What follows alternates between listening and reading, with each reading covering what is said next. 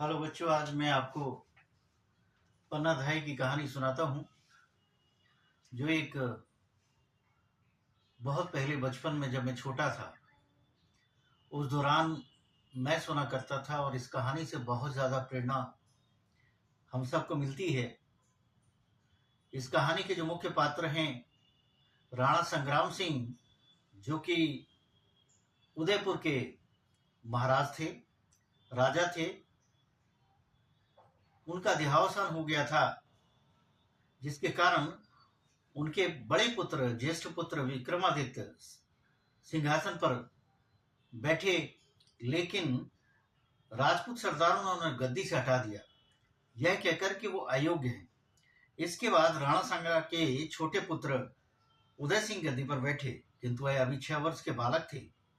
अतः दासी पुत्र बनवीर को उनका संरक्षक तथा राज्य का संचालन करता बनाया गया। बनवीर के मन में लोभ समा गया। उसने विचार किया कि दोनों बालकों को, उदय सिंह तथा विक्रमादित्य को, अगर रास्ते से हटा दिया जाए तो मैं वहां का राजा बन जाऊंगा। अतः एक रात वह तलवार लेकर राजभवन में जा पहुंचा। उसने विक्रमादित्य का सिर धड़ से अलग कर दिया। उस समय राजकुमार उदय सिंह भोजन करके सो चुके थे। उनको उनकी धाय पन्ना को बनवीर के विद्रोह का पता नहीं था, परंतु उसी समय दासी भागी भागी आई और उसने पन्ना को बनवीर के कुकृत्य का पता दे दिया। पन्ना धाय हतप्रभ रह गई।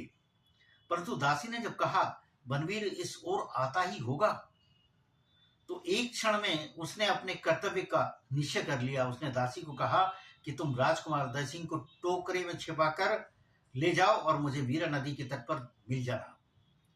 दासी गई तो उसने अपने पुत्र चंदन सिंह को उदय सिंह के वस्त्र पहनाकर उसके पलंग पर लिटा दिया।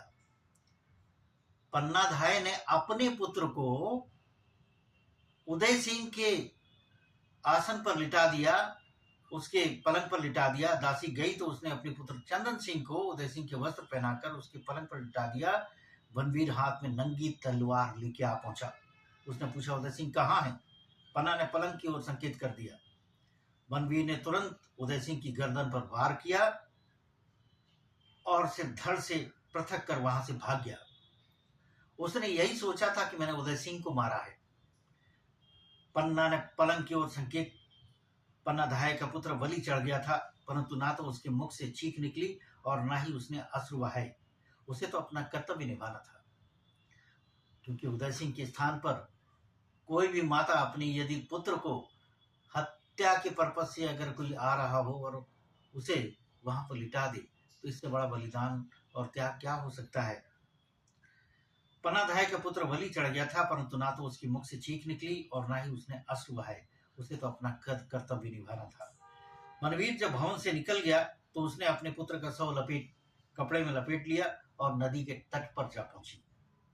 वहां उसने उसका अंतिम संस्कार किया और फिर उदय सिंह को लेकर उसी रात मेवाड़ से निकल गई।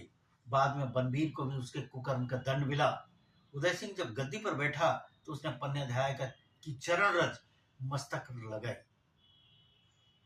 धन्य है ऐसी माता जिसने अपने कर्तव्य का पालन करने के लिए, एक धाय का कर्तव्य निभाने के लिए अपने पुत्र का बलिदान कर दिया। Thank you.